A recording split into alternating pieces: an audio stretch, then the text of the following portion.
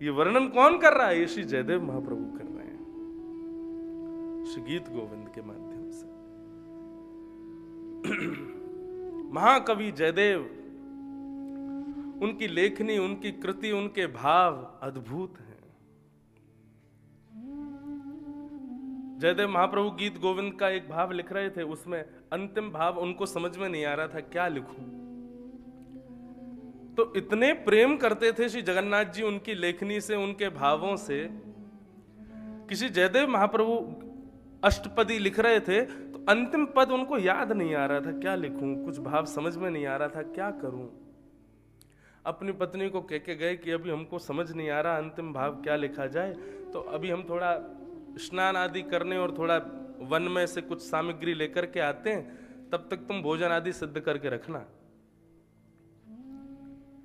जयदेव महाप्रभु जैसे निकल करके गए तो जयदेव महाप्रभु जो कुछ भी लिखते थे, ठाकुर जी सदैव उनके पीछे खड़े खड़े वो सब देखते थे, ये लिख क्या रहे हैं, ये कौन सा भाव अब प्रस्तुत करने वाले हैं। तो जब वो भाव जयदेव महाप्रभु के हृदय में नहीं आ रहा था तो ठाकुर जी मन ही मन विचार कर रहे, अरे जयदेव ये लिखना है, ऐसा लिखना है, ऐसा लिखना है।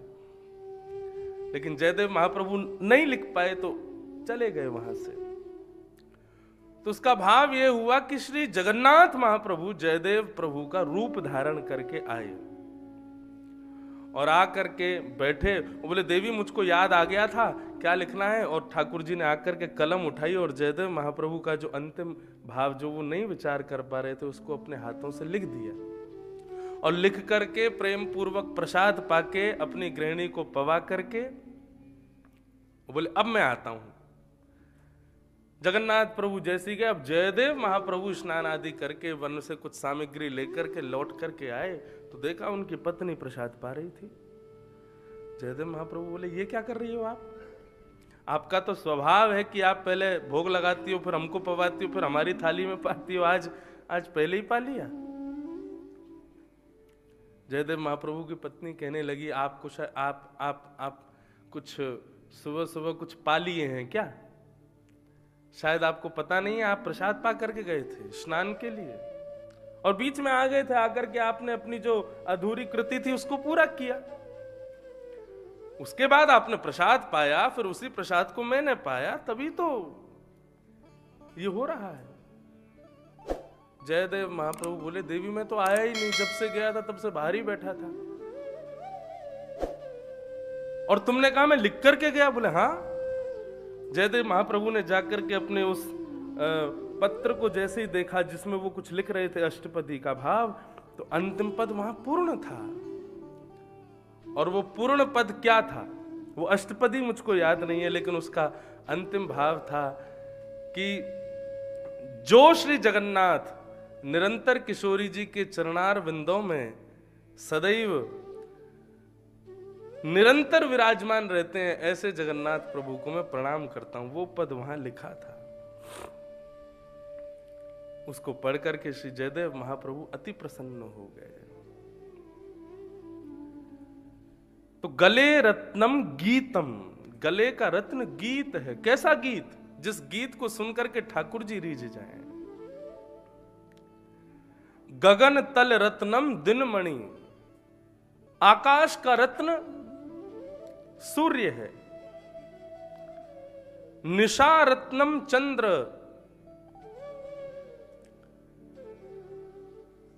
रात्रि का रत्न चंद्रमा है।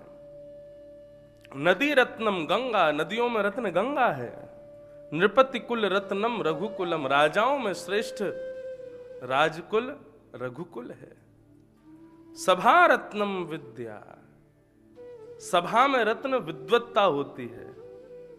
और श्रवण तल रत्नम हरि कथा, कानों का रत्न, ये कुंडल नहीं है, कानों के रत्न ठाकुर जी की मंगलमयी कथा है।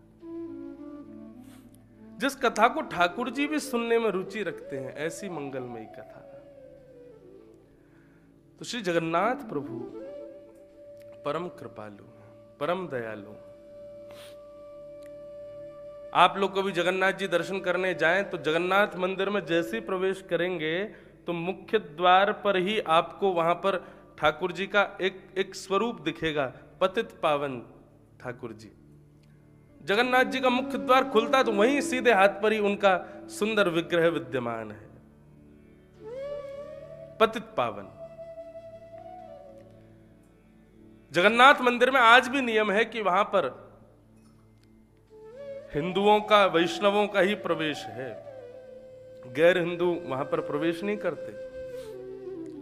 उसके पीछे कारण है कि मुगल साम्राज्य के लोगों ने मंदिरों को पवित्र किया था, इसलिए जगन्नाथ जी में तब से ही नियम है कि यहां पर केवल भारतीय हिंदू लोग ही प्रवेश करते हैं। तो एक बार रसखान गए दर्शन करने के लिए। रसखान श्रीधाम वृंदावन में ही ठाकुर जी के अनुयायी तो बन गए थे। उनके मन में भाव प्रकट हुआ कि मैं श्री जगन्नाथ जी का दर्शन करने जाऊं। जगन्नाथपुरी पहुंचे। जगन्नाथ जी का दर्शन करने के लिए जैसे ही मंदिर में प्रवेश करने लगे तो उनके स्वरूप को देख करके समझ गए पंडा लोग कि ये हिंदू तो नहीं है, रोक दिया। बोले आप भले ही भक्त हैं, वैष्णव हैं, लेकिन अंदर प्रवेश नहीं मिलेगा। श्री रसखान जी के नेत्र सजल हो गए। बोले प्रभु, यदि आप हिंदुओं के नाथ हो तो आप जानो, लेकिन आप तो जगत के नाथ हो, और जगत में जात पात पूछे नहीं को, हरि को भजे सो हरि को हो। आप तो गजराज को तारते हैं, मैं तो फिर भी इंसान हूं। भले ही अपने किसी कृत्य के कारण में इस कुलीन खानदान में जन्मा, लेकिन आप, मेरे अंदर कमी हो सकती है, लेकिन आप तो जगतनाथ हो ना। यदि आप जगतनाथ हैं और आपके बिना दर्शन के मैं यहां से गया तो मैं पूरे वृंदावन में कहूंगा कि वे जगतनाथ नहीं है, वे केवल हिंदूनाथ हैं। ऐसा भाव कहने लगे श्री रसखान, और विरह से कातर होते हुए श्री जगन्नाथ जी के द्वार पर ही बैठ गए। बिन देखे गोपाल तिहारे मिलन, बिन देखे गोपाल तिहारे मिलन, बिन देखे गोपाल तिहारे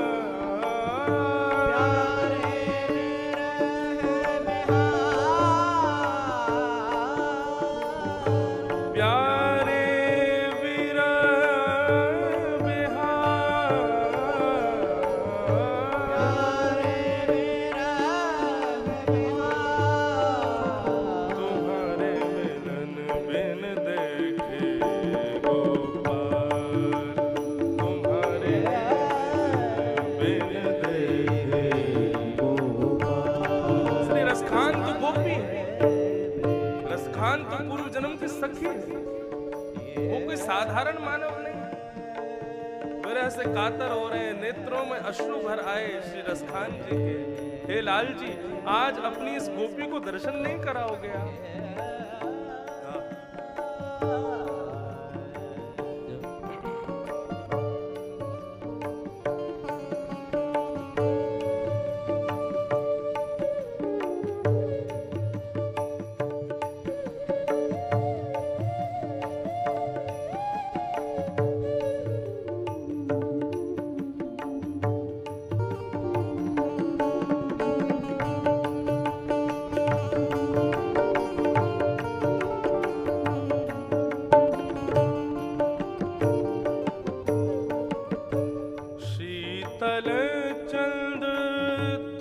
दहत किरणा शीतल चंद, तपत दहत किरणा शीतल चंद, तपत दहत किरणा शीतल चंद।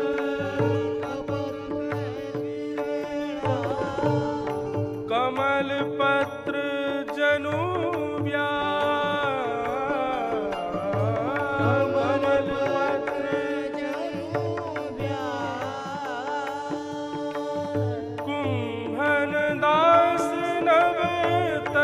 श्याम तुम बिन, कुंभन दास नव तन श्याम तुम बिन, कुंभन दास नव तन श्याम तुम बिन, कुंभन दास तन नव श्याम बिन।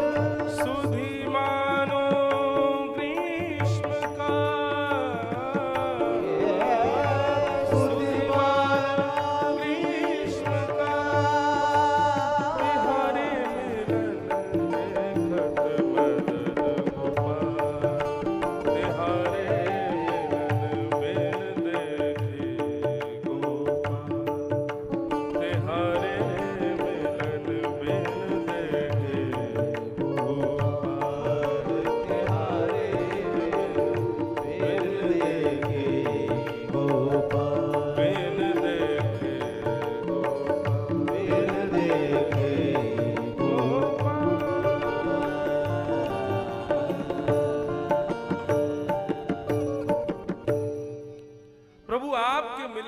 ये चंद्रमा भी शीतलता नहीं, मानो ऐसा लग रहा है कि 12 सूर्य आकाश में प्रकट हो गए हों।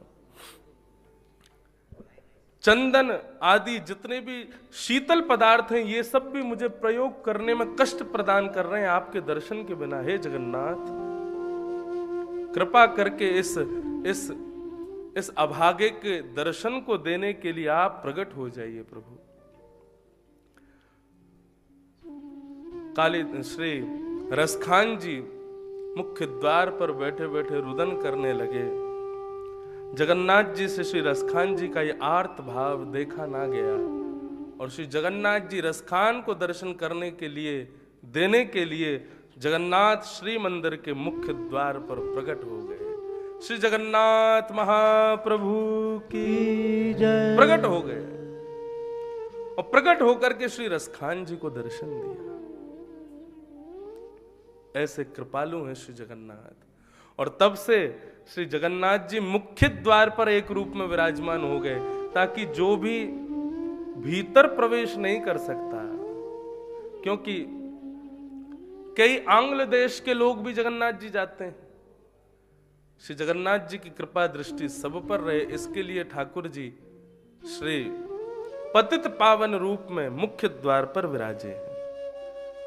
उनका दर्शन और श्री जगन्नाथ जी का दर्शन, इन दोनों दर्शनों में कोई भेद नहीं है, समान भाव है। ऐसे पतित पावन हैं श्री जगन्नाथ जी, सब पर कृपा करते हैं। उनकी कृपा की पराकाष्ठा कहां तक कही जाए। ऐसे प्रभु को हम प्रणाम करते हैं कि जन्माद्यस्य यतोऽन्वयादितरत चार्थे स्वविज्ञस्वरा तेने ब्रह्म हृदय आदि कवये मुह्यन्ति सूरयः तेजो वारिमृदां यथा विनिमयो यत्र तृषगो मृषा धाम्ना स्वेन सदा निरस्तकुहकम् सत्यं परम धीमहि। परम सत्य श्री जगन्नाथ जी को हम प्रणाम करते हैं। श्रीमद् भागवत का प्रारंभ होता है जन्म शब्द से, जकारांत से प्रारंभ है। और व्याकरण के अनुसार जकारांत किसी शुभ सांकेतिक ग्रंथ के प्रारंभ में प्रयोग नहीं होना चाहिए, परंतु दग्धाक्षर है ज। जब हृदय बहुत संदिग्ध होता है, जब हृदय बहुत ज्यादा व्याकुल होता है, तब जकारांत का प्रादुर्भाव होता है। श्रीमद् भागवत में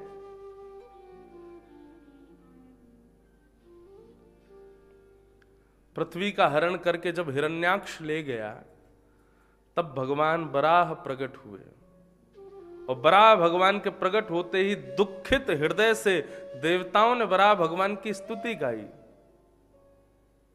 जितम जितम ते जित यज्ञ भावनः त्रयीम त्वनुम स्वाम परिधुन्वते नमः यदरोम गर्तेषु निलिल्युरध्वरः तस्मै नमः कारण सुकरायते।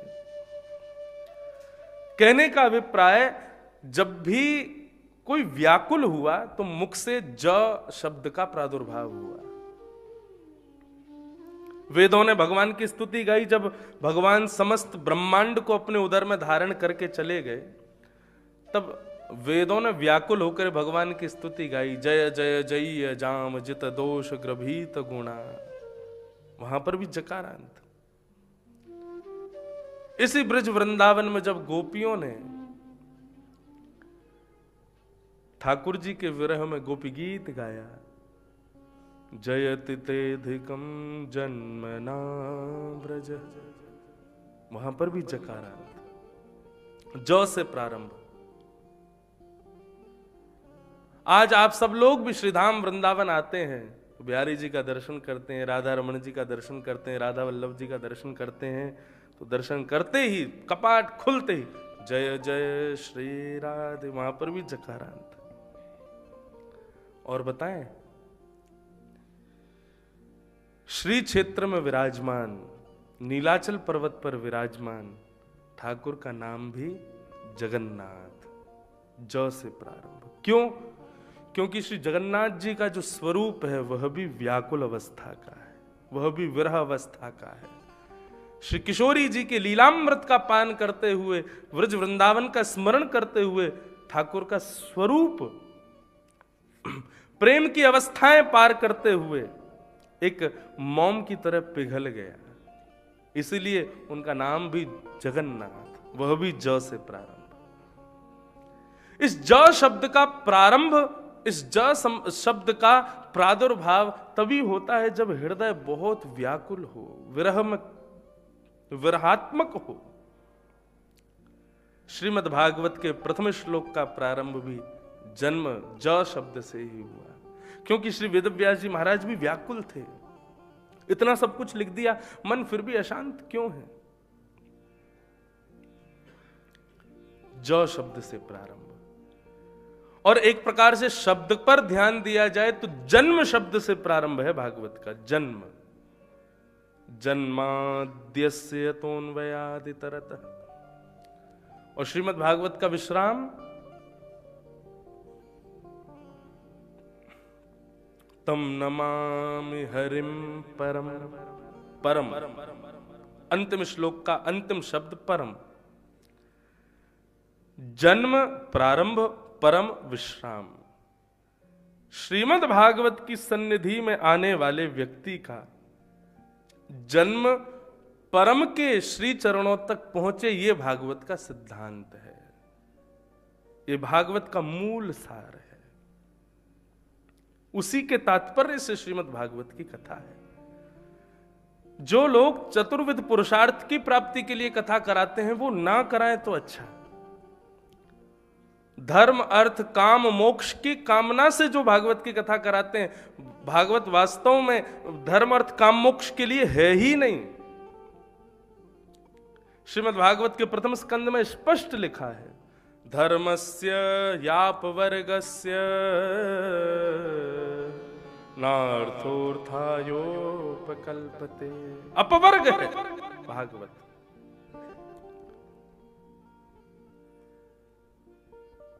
पवर्ग नहीं है। पाप फल पवर्ग शब्द किनको कहते हैं? प फ ब भ म। श्रीमद् भागवत पवर्ग नहीं है, अपवर्ग है।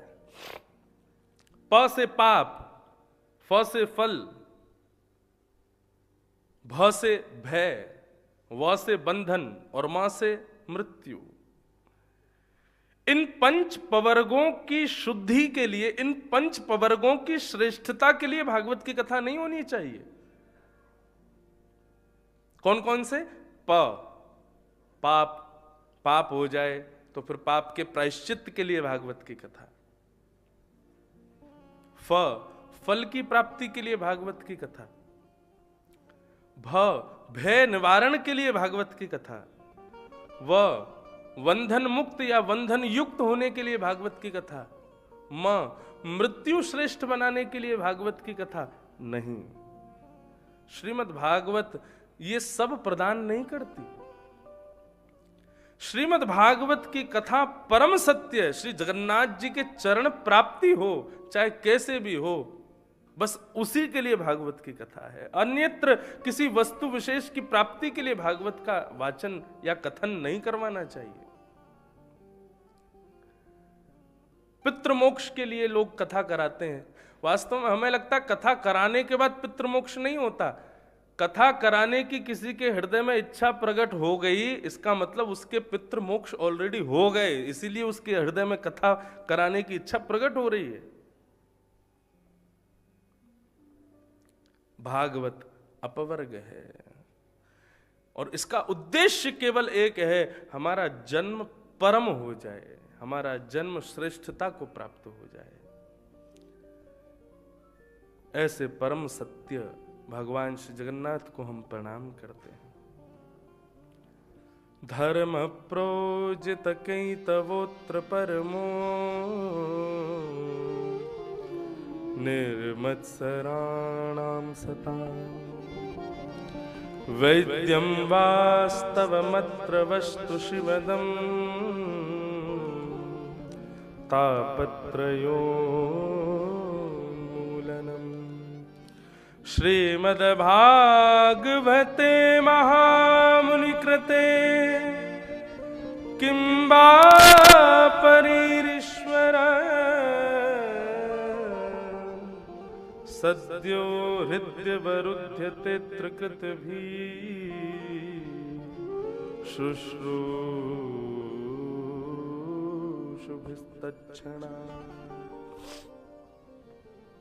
भागवत का विषय धर्म प्रोजित कैतवोत्र परमो, हमारे हृदय में परम धर्म का प्रादुर्भाव हो जाना, यह भागवत का विषय है।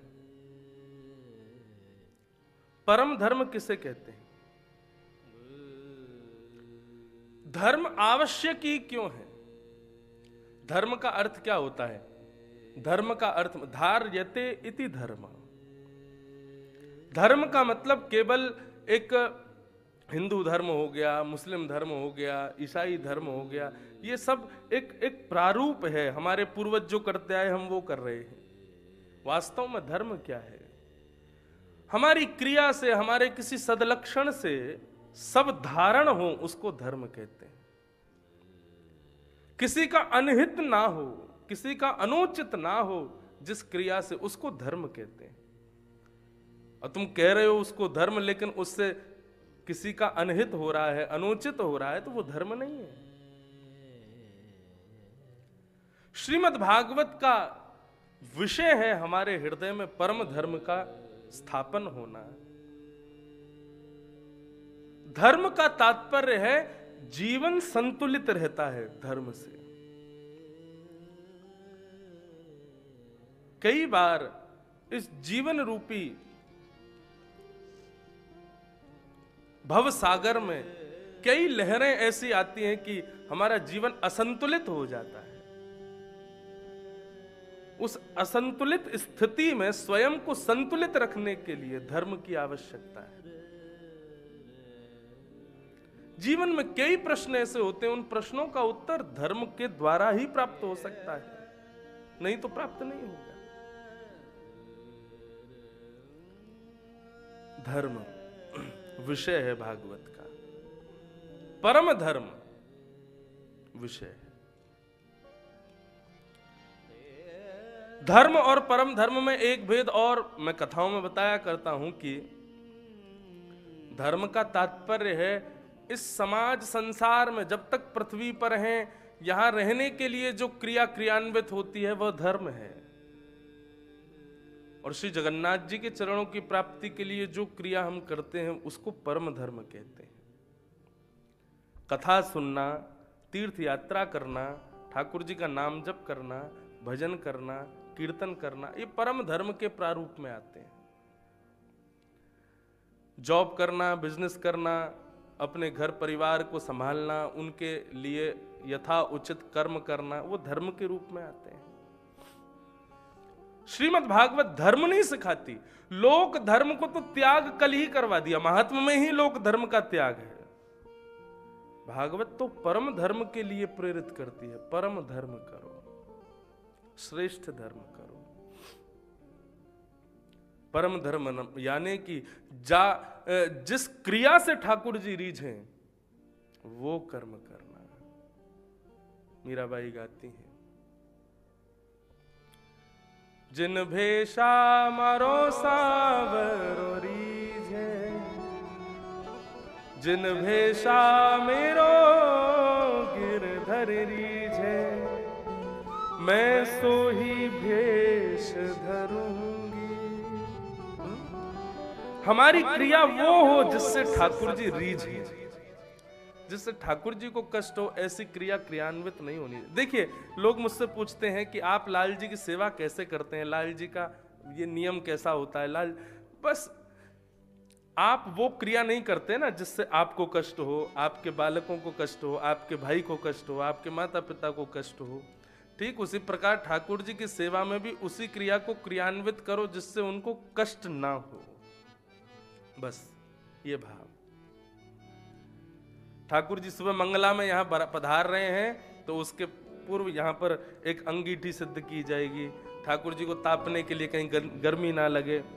और सुबह सुबह मंगला में जो लोग दर्शन में आते हैं उन्होंने दर्शन किया होगा कि ठाकुर जी बगदल पहनते हैं, एक कोट जैसा पहनते हैं। और वो कोट कैसा है, उसके हाथ हमेशा लटके रहते हैं नीचे। इसकी कथा इतनी सुंदर है।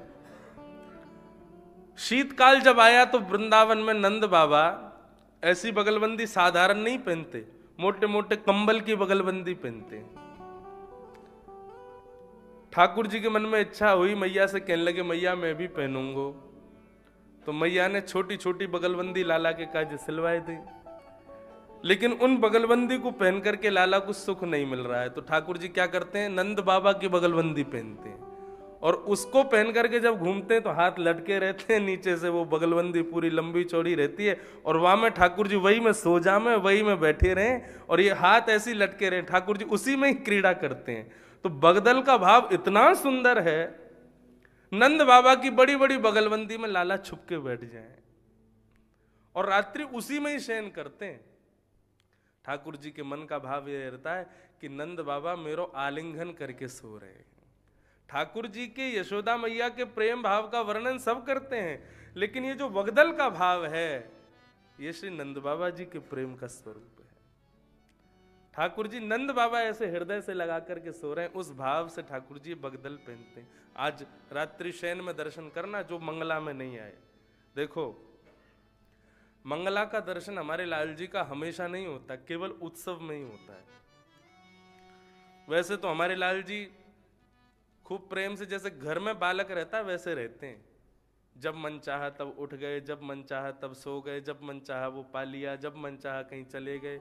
कोई ऐसा उनका ऐसा नहीं कि बहुत विशेष नियमों से सेवा। अरे घर के लाला है, लाला के लिए कोई नियम थोड़ी होता है। वो तो अभी उत्सव के रूप में है, इतने सारे लोग दर्शन को पधारे इसलिए नियम से रह रहे हैं, नहीं तो वो नियम से उनका कोई, वो प्रेम से ही रहते हैं। जैसे एक सहज बालक रहता है वैसे रहते हैं। एक गोपनीय बात बताऊं, सर्दियों के समय तो नहाते भी नहीं हमारे लाल जी, और एक और गोपनीय बात बताऊं, मेरे लाल जी की तो छोड़ो, ये श्री मंदिर में विराजमान जगन्नाथ जी तो साल में एक ही बार नहाते हैं।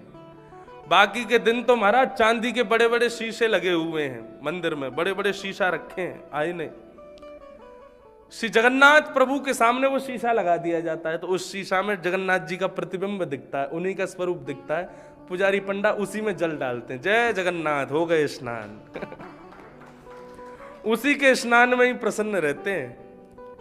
और फिर साल भर का स्नान एक संग कर लेते हैं ज्येष्ठ पूर्णिमा के दिन। ओ महाराज इतना नहाते हैं कि बुखार आ जाता है 15 दिन के लिए। तो लाल जी हमारे बड़े सहज भाव से रहते हैं और एक बालक के रूप में रहते हैं। एक महाराज जी हमारे, उनसे मैं निवेदन कर रहा था, उनको जगन्नाथपुरी आना था। अब किसी कारण से वो जगन्नाथपुरी उत्सव नहीं हुआ, वृंदावन हुआ। तो मैंने महाराज जी से कहा, मैंने कि महाराज जी लाल जी का उत्सव वृंदावन ही हो रहा है। उनको पता था गत वर्ष भी वृंदावन हुआ।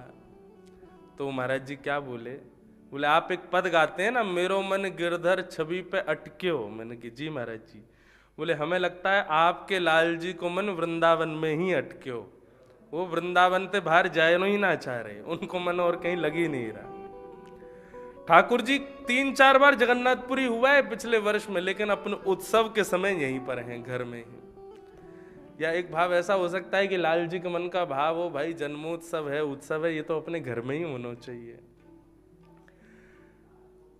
अब ये सब ठीक हो, कोविड काल थोड़ा जाए, तो फिर लाल जी के उत्सव मनेंगे जोर शोर से।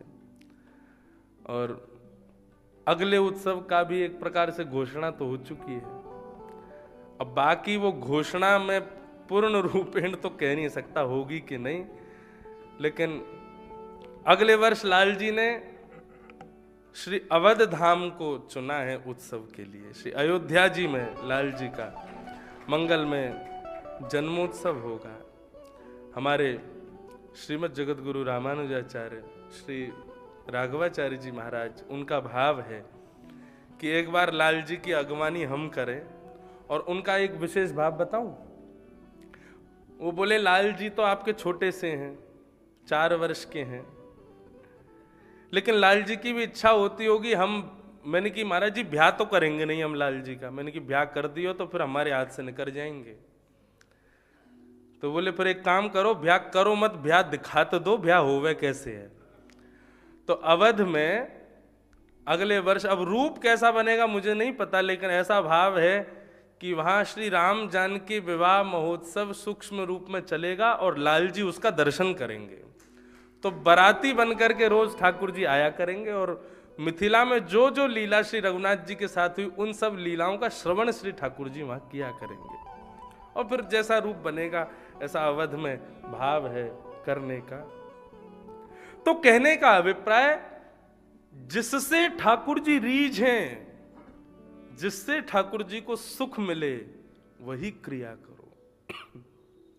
जिन भेषा मारो गिरधर रीझे, जिन कर्मा मारो साबरो रीझे, मैं वो ही भेष धरूंगी हो बाला, सो ही भेष धरूंगी धरो, मैं बैरागन होंगी होंगी, मैं बैरागन होंगी, मैं बैरागन होंगी होंगी, मैं बैरागन होंगी ओ बाला,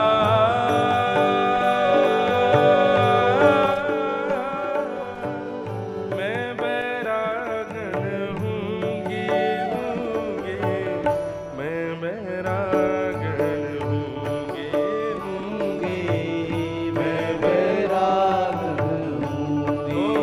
होंगी, मैं बैरागन होंगी होंगी, मैं बैरागन होंगी। श्री जगन्नाथ महाप्रभु की जय हो।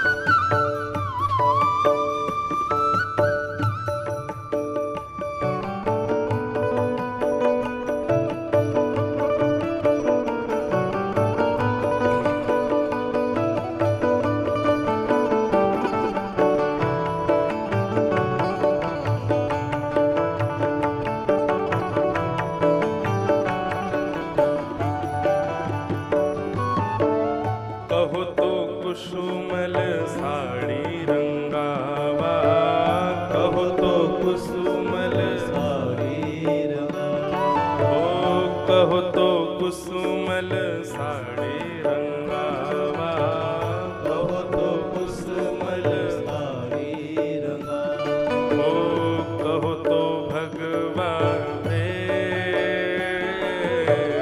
कहो तो भगवा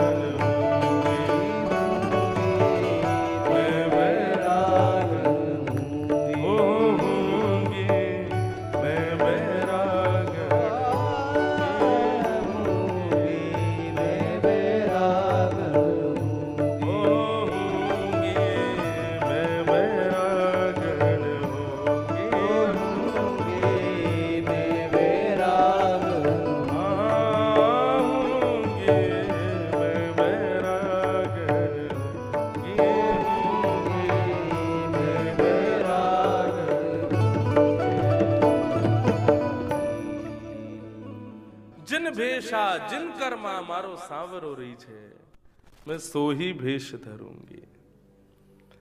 जिससे ठाकुर जी को सुख मिले। कई लोग सेवा में उस क्रिया को करते हैं जिससे उनको सुख मिलता है। सेवा में वो भाव रखेंगे जिससे उनको सुख मिलता है, वो नहीं करेंगे जिससे ठाकुर जी को सुख मिले। सेवा यहीं से प्रारंभ होती है। प्रेम इसी को कहते हैं, तत्सुखे सुखित्वम। जिसमें हमारा प्रियतम सुखी है उसमें हम सुखी रहें, जिसमें हमको सुख मिले उसमें हमारा प्रियतम सुखी रहे। ये तो स्वार्थ हो जाएगा।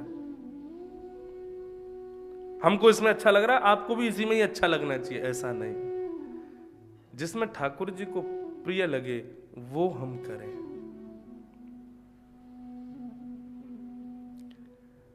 ठाकुर जी अपने भक्तों से बहुत प्रेम करते हैं।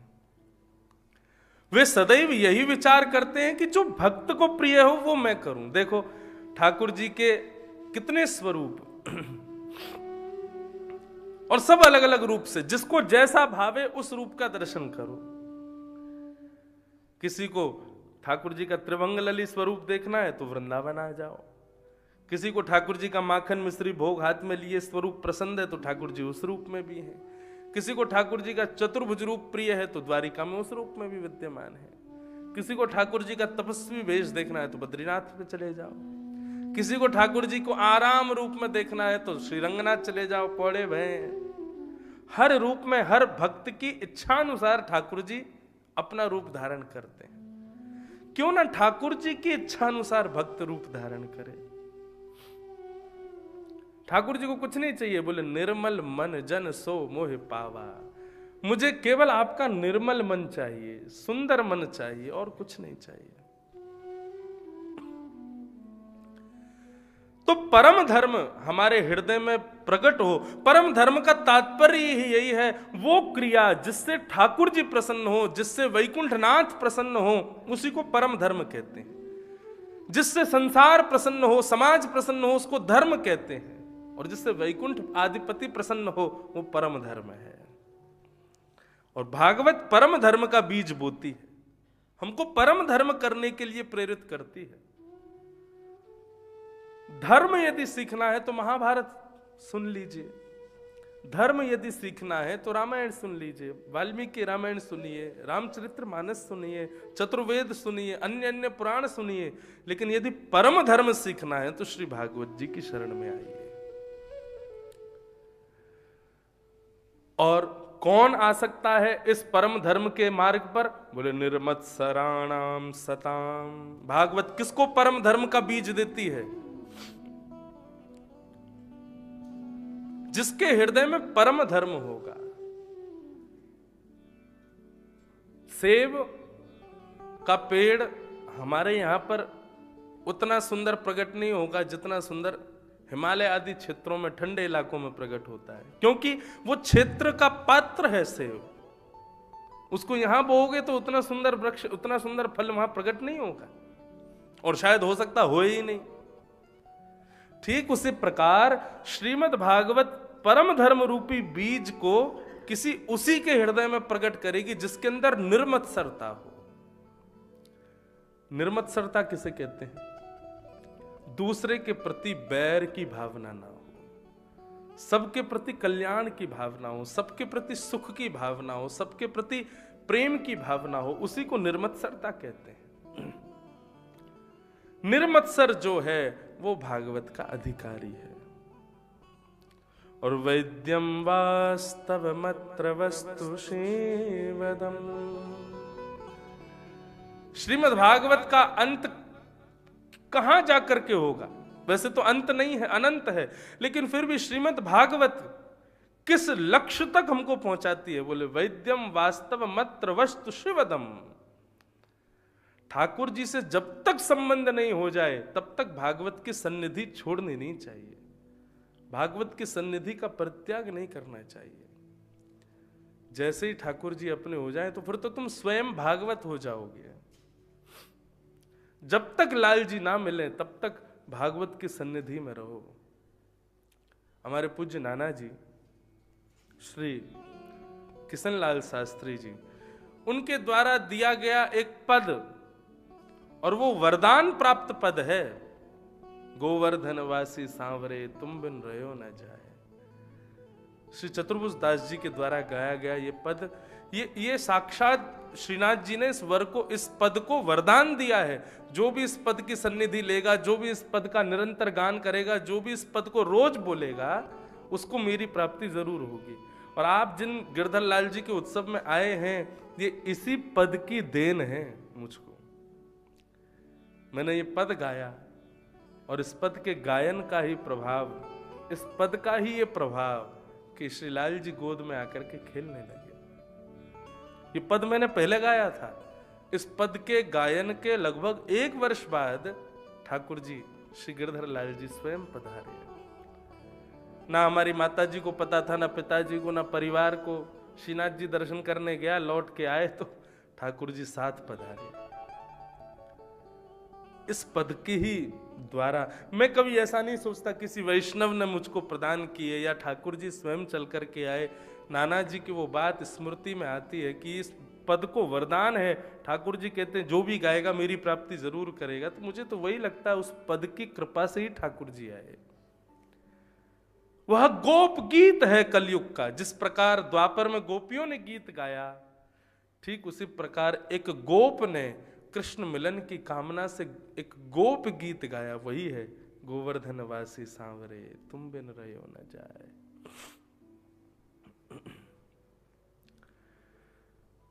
तो भागवत की सन्निधि तब तक मत छोड़ो जब तक श्री लाल जी का सानिध्य प्राप्त ना हो जाए, श्री ठाकुर जी का मंगल स्वरूप तुमको दिख ना जाए।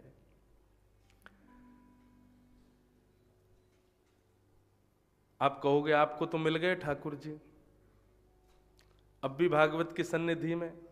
अरे तो केवल मुझे मिले हैं, सबको मिल जाएं उस भावना से भागवत की सन्निधि में सबको प्राप्त हो।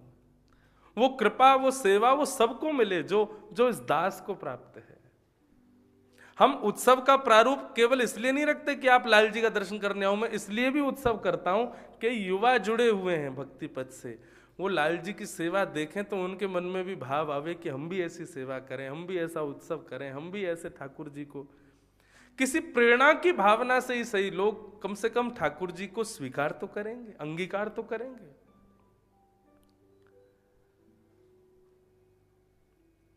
तापत्रयोन्मूलनम, 3 प्रकार के तापों का उन्मूलन होता है, आदि दैविक, आदि भौतिक, आध्यात्मिक।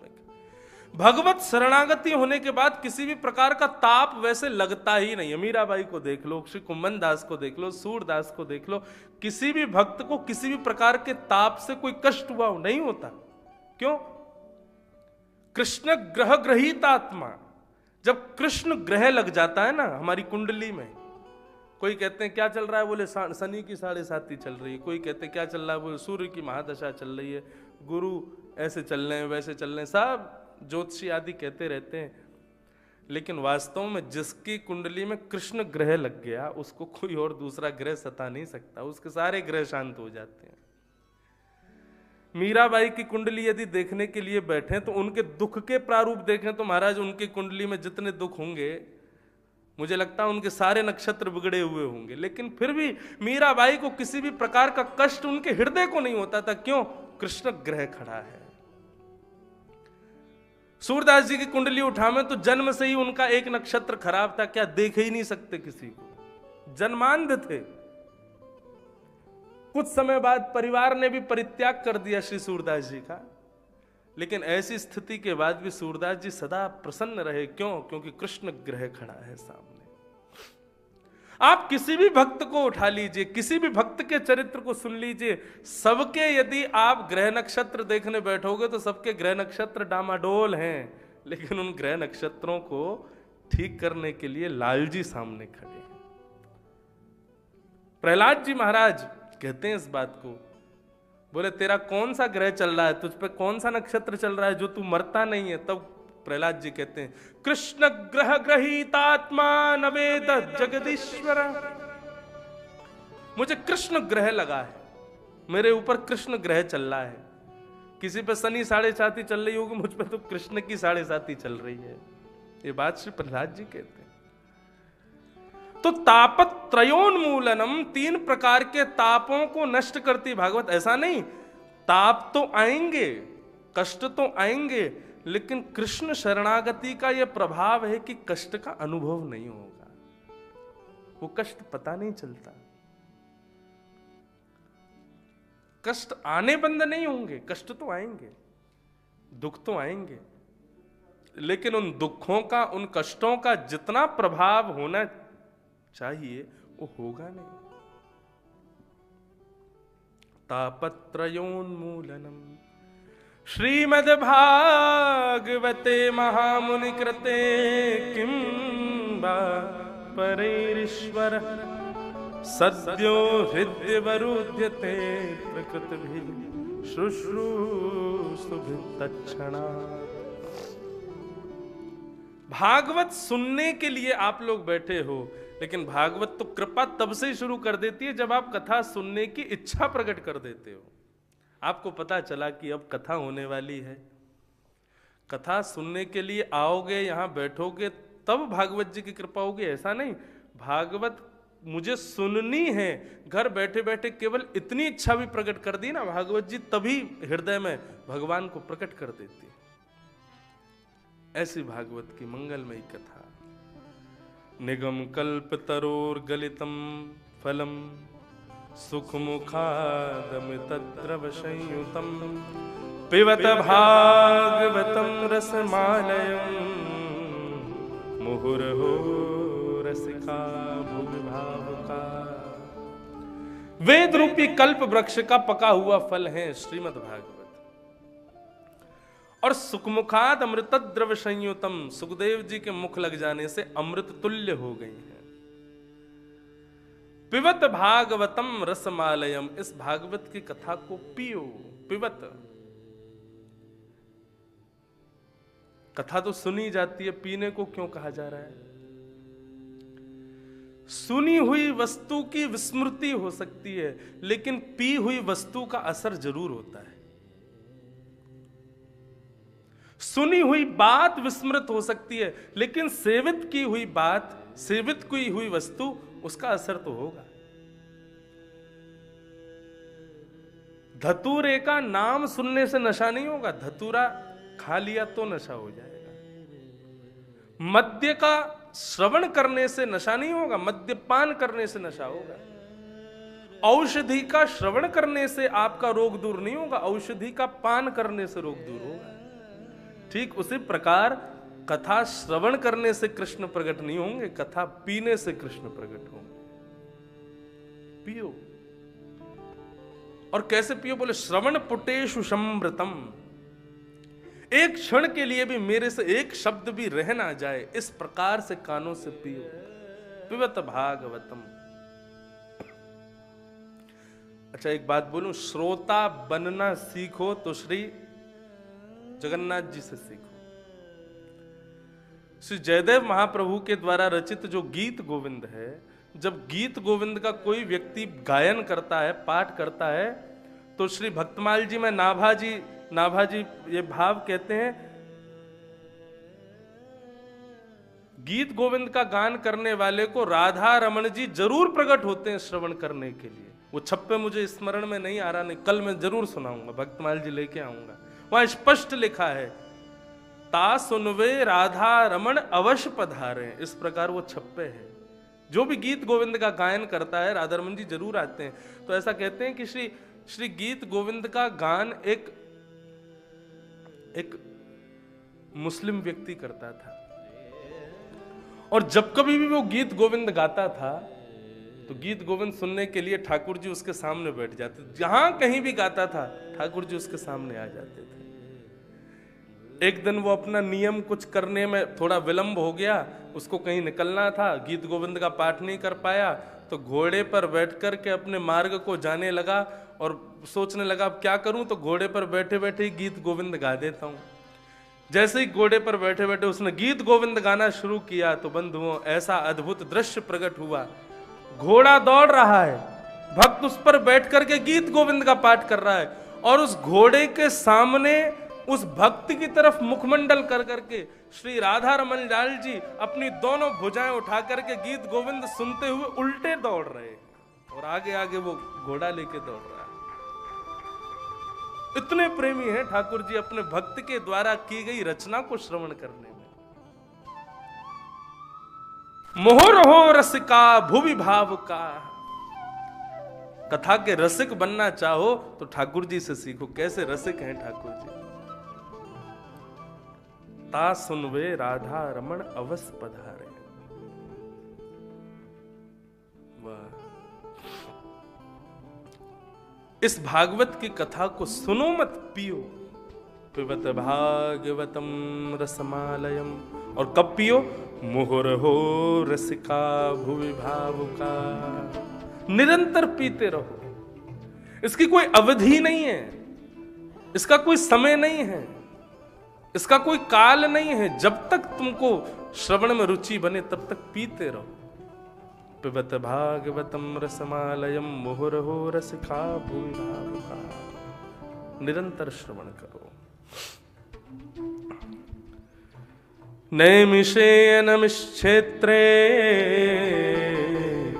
ऋषयः सौनकादयः सत्रं स्वर्गाय लोकाय सहस्त्र सममासत। नैमिषारण्य क्षेत्र में सनकादि 88,000 सौनकादि ऋषियों ने यज्ञ करना प्रारंभ किया। तभी सूत जी महाराज का आगमन हुआ। सूत जी से उन्होंने 6 प्रश्न पूछे। किम श्रेय शास्त्र सारः का स्वावतार प्रयोजनम, किम कर्म के अवतारश्च धर्मः कम शरणं गतः। इन 6 प्रश्नों में ही भागवत की कथा है। 6 प्रश्नों को सुनते ही श्री सूत जी महाराज ने कहना प्रारंभ किया। सवै पुंसाम परो धर्मो यतो भक्तिर अदोक्षजे अहैतुक्य प्रतिहता ययात्मा संप्रसीदति। सभी पुरुषों का परम धर्म क्या है? यतो भक्तिर अदोक्षजे, अदोक्षज भगवान की भक्ति। और कैसी भक्ति? अहैतुक्य प्रतिहता, अहैतुकी भक्ति। भगवान की भक्ति कैसी होनी चाहिए? जैसी ठाकुर जी की अहितुकी कृपा हम पर है, वैसी अहितुकी भक्ति हमारी ठाकुर जी के प्रति होनी चाहिए, जिसमें कभी खंड ना हो, जो कभी रुके ना, जो तैल धारावत मधु धारावत ठाकुर जी के चरणों में अर्पित होती रहे। ऐसी भक्ति ठाकुर जी के चरणों में करनी चाहिए। कभी कभी मन में भाव आता है कि हम ठाकुर जी के भक्त हैं कि ठाकुर जी भक्तों के भक्त हैं, क्योंकि कई क्रियाएं लाल जी ऐसी करते हैं तो मन में भाव आता है कि हमारी भक्ति में शायद कमी है। कभी कभी लगता है लाल जी ही हमारे कहीं भक्त तो नहीं, वैष्णवों के भक्त तो नहीं। अहम भक्त पराधीन, भगवान में भागवत में कहते हैं ठाकुर जी, मैं अपने भक्तों के अधीन हूं। ठाकुर जी अपने भक्तों के अधीन है। तो देखो, आप लोग ठाकुर जी की आरती उतारते हो, ठाकुर जी भी अपने समस्त वैष्णवों की आरती उतारते हैं। कैसे? सुबह प्रातः काल होते ही सूर्य रूपी ज्योति को ठाकुर जी प्रकट करते हैं, और प्रत्येक मानव उस ज्योति को जब जब ग्रहण करता है, मतलब ठाकुर जी उसकी सूर्य रूपी ज्योति से आरती करते हैं। आप कहोगे हम ठाकुर जी को नैवेद्य अर्पित करते हैं, भोजन प्रसाद अर्पित करते हैं, सुंदर फूल पुष्प आदि अर्पित करते हैं। ठाकुर जी किसी को ग्रहण नहीं करते। आप स्वयं देखो तो मानव के चारों तरफ कितने नैवेद्य पृथ्वी से प्रकट होते हैं, कितने रत्न पृथ्वी से प्रकट होते हैं। किसके लिए प्रकट होते हैं? मानवों के लिए प्रकट होते हैं। जितनी सब्जियां प्रकट होती हैं, जितने फल प्रकट होते हैं, जितने पुष्प प्रकट होते हैं, सब किसके लिए प्रकट होते हैं? मानवों के लिए प्रकट होते हैं। कौन प्रकट करता है? ठाकुर जी अर्पित करते हैं अपने भक्तों को। हम नैवेद्य कहां देते हैं? ठाकुर जी हमें प्रदान करते हैं। हर प्रकार की सेवा जो हम ठाकुर जी को प्रस्तुत करते हैं, ठाकुर जी हमें भी वही रूप में प्रस्तुत करते हैं। ठाकुर जी भक्त वत्सल है। और कभी कभी ये भी कह दिया जाए तो भक्त आधीन है, भक्त पराधीन है, भक्तों के भी भक्त हैं।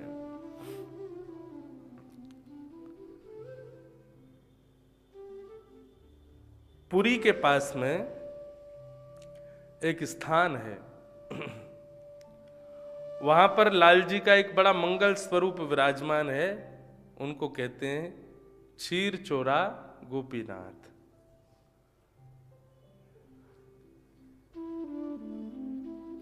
उनकी बड़ी मंगलमयी कथा है। क्षीर चोरा गोपीनाथ, वैसे उनका एक मंदिर जगन्नाथ जी के परिसर में भी है।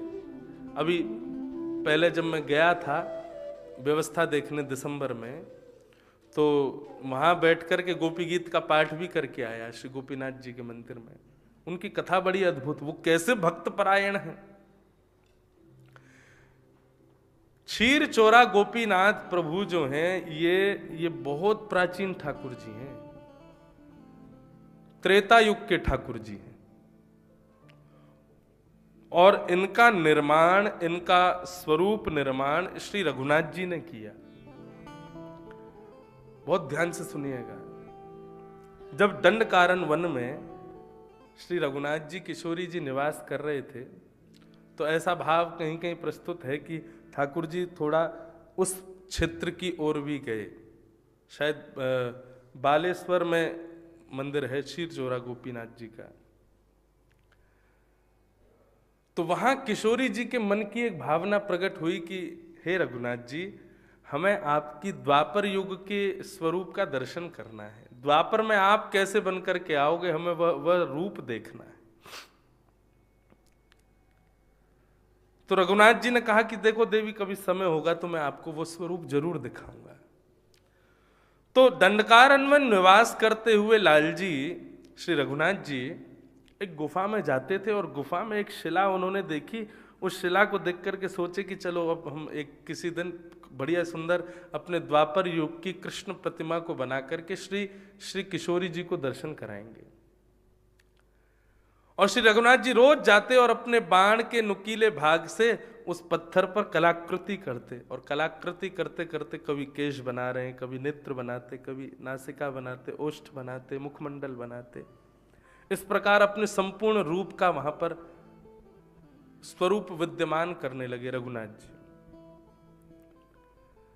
स्वरूप को बनाते बनाते ठाकुर जी रोज एक आध घंटा बैठ करके अपना स्वरूप निर्माण करते और फिर वन की ओर चले जाते, फिर से अपनी लीला में लग जाते।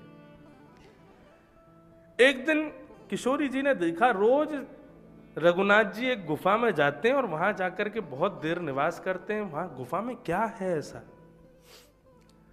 तो राम जी आज जैसे वन में गए तो किशोरी जी उस गुफा में प्रवेश कर गई। गुफा में जाकर के देखा तो झाड़ फूस एक शिला के ऊपर रखी हुई थी।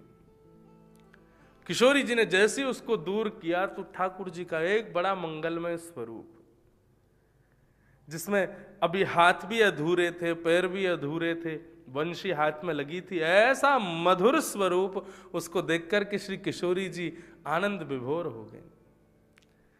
किशोरी जी के मन में भाव आया, इतना सुंदर विग्रह मैंने पहले कभी नहीं देखा, इनकी पूजा करनी चाहिए।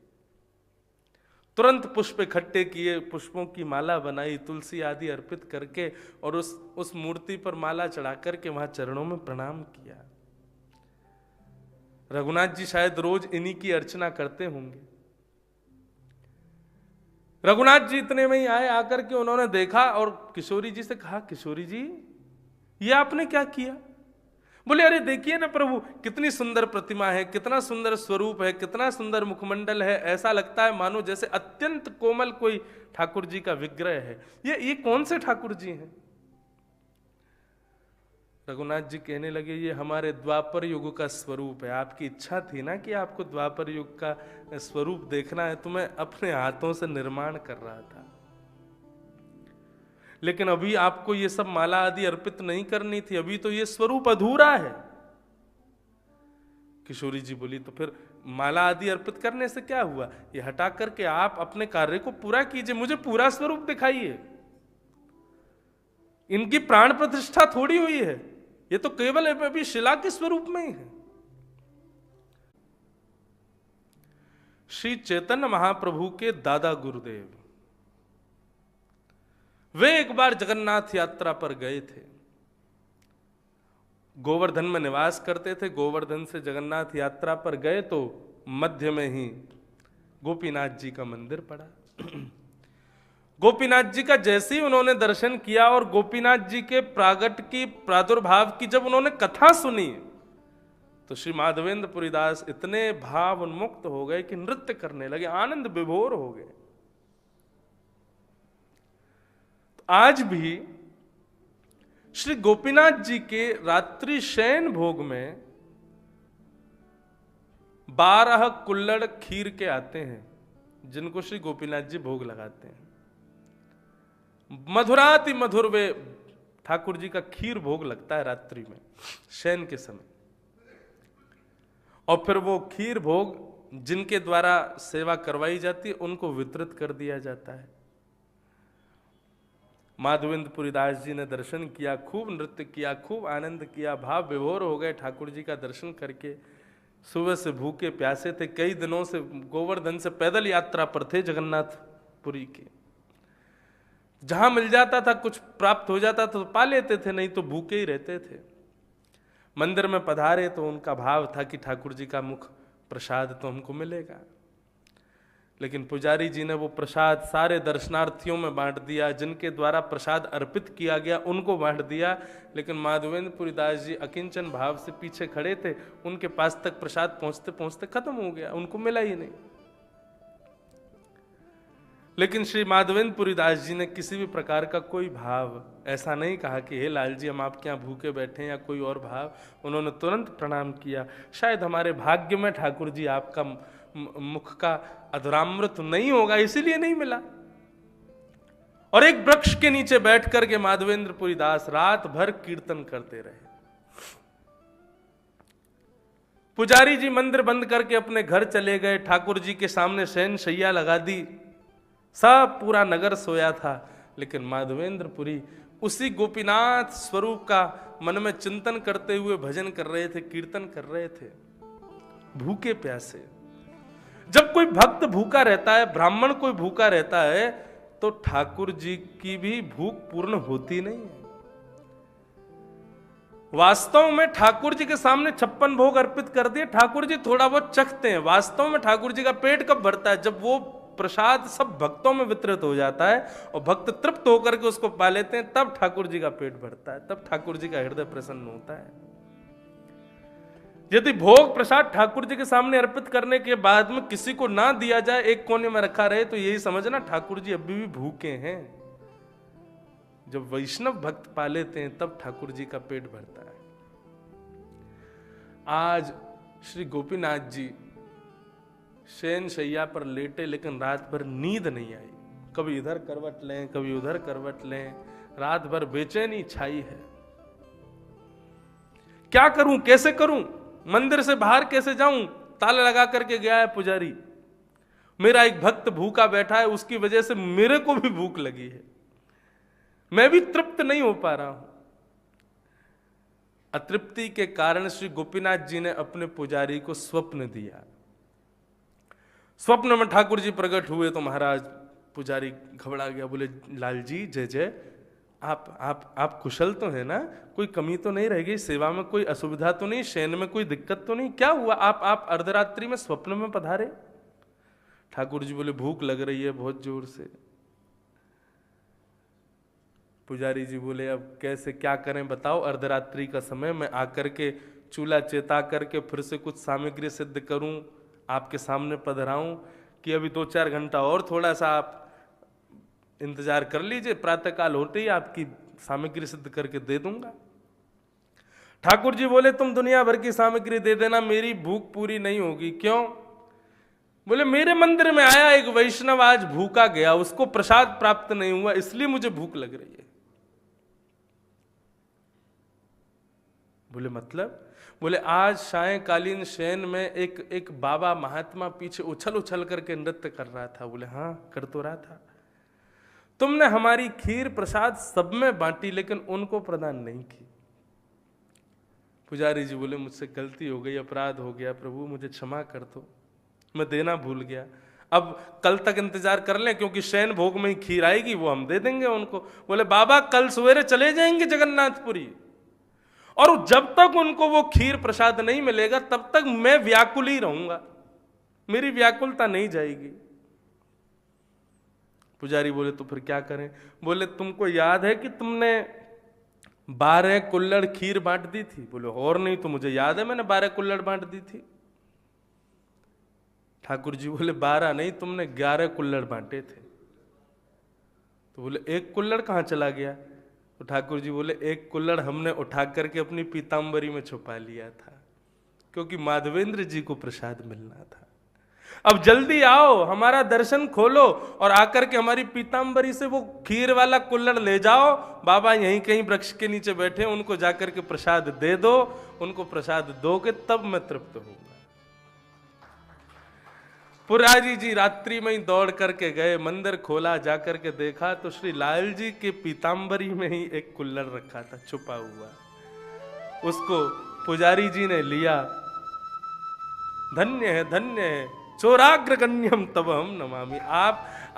आपको भली रघुनाथ जी बना में, भली सीता जी आपकी सेवा कर लें, चाहे आप कितने भी पुराने क्यों नहीं हो जाओ, लेकिन चोरी की भावना आपकी जाएगी नहीं कभी। ठाकुर जी बोले द्वापर में अपने वैष्णव ग्वाल वालों के लिए चोरी की थी और आज अपने माधवेंद्र उस भक्त के लिए चोरी की, जाओ दे दो उसको। उन्होंने जाकर के माधवेंद्र जी को रात्रि में खोजा, रात्रि के 2, 2:30, 3 बज रहे होंगे। वे तो नियम सेवा में थे, नेत्र बंद करके अपने मानसी में ही ठाकुर जी का दर्शन कर रहे थे। पुजारी जी ने जाकर के प्रणाम किया और कहा कि हे प्रभु, आज आपको प्रसाद प्राप्त नहीं हुआ, आपके लिए खीर भोग। माधवेंद्र जी बोले ये कहां से लाए? तो उन्होंने संपूर्ण कथा बताई तो इतने रोए माधवेंद्र जी, इतने रोए। ठाकुर जी के भाव स्वरूप का दर्शन किया, कृपा का अनुभव किया, आनंदित हो गए। और उन्होंने पुजारी जी से कहा कि अब हमारी एक बात मान लो। बोले क्या? अब ये गोपीनाथ नहीं है, इनका नाम रख दो खीर चोरा गोपीनाथ। इन्होंने हमारे लिए क्षीर को चोरी किया, इसलिए इनका नाम पड़ गया क्षीर चोरा गोपीनाथ। बोलो क्षीर चोरा गोपीनाथ की। एक से एक ठाकुर जी के लीलाएं हैं महाराज, जो ठाकुर जी ने इस द्वापर, इस कलयुग में भी विद्यमान की हैं। ऐसे गोपीनाथ विराजमान है। अहम भक्त पराधीन। हमें जो प्रसाद प्राप्त होता है ना मंदिर में पुजारियों के द्वारा या किसी भाव से, वो निश्चित यही मानना चाहिए उस वो प्रसाद जब ठाकुर जी के सामने रखा गया था ना भोग के लिए, उसी समय ठाकुर जी ने नियुक्त कर दिया था ये प्रसाद आज इंद्रेश दर्शन को आएगा तो उसको मिलना चाहिए, इसलिए उस प्रसाद का कभी अनादर मत करना। चैतन्य महाप्रभु कहते हैं महाप्रसादे गोविंदे, महाप्रसाद में और गोविंद में कोई अंतर नहीं है, उनको समान मानना चाहिए। जगन्नाथपुरी में महाप्रसाद किसी आसन पर बैठ करके नहीं पाया जाता। ठाकुर जी का प्रसाद जब आता है तो भूमि पर ही बैठ करके उसको पाया जाता है, क्योंकि वो साक्षात जगन्नाथ जी का ही रूप माना जाता है। ऐसा भाव मैंने सुना है कि जब जगन्नाथ मंदिर के कोई अनवसर हो, कोई दर्शन ना कर पाए, तो वहां के दाल भात को ही एक पत्तल पर रख करके वहां के जो सेवित लोग हैं वो दाल भात की पूजा आरती कर देते, बोले यही जगन्नाथ जी का ही रूप है, जगन्नाथ जी का ही स्वरूप है। अहम भक्त पराधीन, भक्तों के पराधीन है ठाकुर जी। इसलिए भगवान की भक्ति कैसी हो, बोले अहित की भक्ति हो। धर्म स्वनिष्ठित पुंसाम विश्वक्सेन कथा नोत्पादे दधिरतिम श्रम एव हि केवलम। भगवान के चरणाश्रित न हुए, भगवान के चरणाश्रित हुए बिना यदि कोई व्यक्ति अनुष्ठान आदि कर्म करता है तो वो कर्म श्रेष्ठ नहीं माने जाते। आपने कोई अनुष्ठान किया, आपने कोई यज्ञ किया, आपने कोई तप किया, उसका फल क्या होगा? उसका फल ही यही होगा कि भगवान की कथा में आपकी निष्ठा हो जाएगी। आप कोई अनुष्ठान करते हैं, आप देवी का यजन करते हैं, आप बड़े बड़े यज्ञ करते हैं, लेकिन कथा में आपकी रुचि नहीं हो रही, कथा में आती आपको नींद आ रही है, झोंके लग रहे हैं और आलस से आ रहा है, तो यही समझना चाहिए हमारे द्वारा किए गए भक्ति अनुष्ठान सब व्यर्थ हो गए। ये बात मैं नहीं कह रहा हूं, श्री सूत जी महाराज कह रहे हैं। धर्म स्वनिष्ठितः पुंसाम विश्वक्सेन कथासु यः नोत्पादे दधिरत्म श्रम एव हि केवलम। यदि भगवान की कथा में रीति नहीं हुई, रति नहीं हुई, तो हमारे द्वारा किए गए जितने भी धर्म अनुष्ठान हैं सब केवल श्रम माने जाएंगे, उनका अर्थ हमें कुछ प्राप्त नहीं होगा। देवी का यजन करो, शिव जी का अभिषेक करो, खूब यज्ञ आदि करो, लेकिन उन सब के फल में भगवान की कथा में रति बढ़े तो ही समझना कि हमारे अनुष्ठान सिद्ध हुए हैं, हमारे अनुष्ठान सफल हुए हैं। इस प्रकार श्री सूत जी महाराज वर्णन कर रहे हैं, 24 अवतारों का वर्णन करते हुए भागवत जी का उद्गम कैसे हुआ, भागवत जी का निर्माण कैसे हुआ, इस भाव को बताया। श्री वेदव्यास जी महाराज ने चतुर्वेद लिखे, महाभारत लिखी, 17 महापुराण लिखे, 18 उपपुराण लिखे, लेकिन मन को शांति नहीं थी। तब एक दिन अशांत भाव से बैठे थे सरस्वती नदी के तट पर बद्रीनाथ में। तब श्री नारद जी महाराज का आगमन हुआ। नारद जी ने कहा, भैया कैसे दुखी बैठे हो? वेदव्यास जी बोले, मन अशांत है, प्रसन्न नहीं है। मैंने इतना सब कुछ लिख दिया लेकिन फिर भी अशांति विद्यमान है। नारद जी महाराज ने कहा, आपकी अशांति का कारण मुझे पता है। वेदव्यास जी बोले, बताओ। नारद जी महाराज कह रहे हैं, भवतानुदित प्रायम यशो भगवतो मलम येनैवासौ न तुष्येत मन्ये तद्दर्शनम खिलम। आपने इतना सब कुछ लिखा, लेकिन आपने ठाकुर जी के निर्मल यश का वर्णन कहीं नहीं किया, ठाकुर जी की मधुर लीलाओं का वर्णन कहीं नहीं किया। और इन मधुर लीलाओं का वर्णन ना करने का कारण है कि आपका मन अभी भी अशांत है। इसलिए प्रभु, जिन कृष्ण के निर्मल यश को आप गा रहे हो, जिन जिन जिन सुंदर धर्म पथिकों के लिए आप इन ग्रंथ आदियों की रचना कर रहे हो, एक ग्रंथ ऐसा भी बनाओ जिसमें ठाकुर जी का निर्मल यश हो। ठाकुर जी का निर्मल यश क्या है? बोले विष देने आई पूतना, लेकिन ठाकुर जी ने उसको क्या गति प्रदान करी? अहो बकीयम स्तन कालकूटम जिघांक्षया पाययदप्यसाध्वी लेभे गतिं धातृचितां ततोऽन्यं कम्बा दयालुं शरणं व्रजेम। ठाकुर जी जैसा दयालु कोई नहीं, सब पर कृपा करते हैं, सब पर दया करते हैं। चाहे वो कितना भी अपने पद से भ्रष्ट हो जाए, कितना भी अपने स्वरूप से भ्रष्ट हो जाए, लेकिन ठाकुर जी फिर भी उस पर कृपा करते हैं, फिर भी उसकी मंगल कामना करते हैं। एक कथा में कभी कभी सुनाया करता हूं, श्री रघुनाथ जी कितने दयालु। संपूर्ण अवध को ठाकुर जी विमान में बिठा करके ले जा रहे थे वैकुंठ धाम। सब परिवारी जनों के लिए, सब अवध निवासियों के लिए विविध विविध प्रकार के विमान आए। ठाकुर जी का सबसे सुंदर, सबसे बड़ा विमान आया वैकुंठ से। सब लोग बैठ करके जाने लगे। रघुनाथ जी ने हनुमान जी से कहा, देख के आओ अवध में कोई बचा तो नहीं ना? सब आ गए ना, विमानों में बैठ गए सब।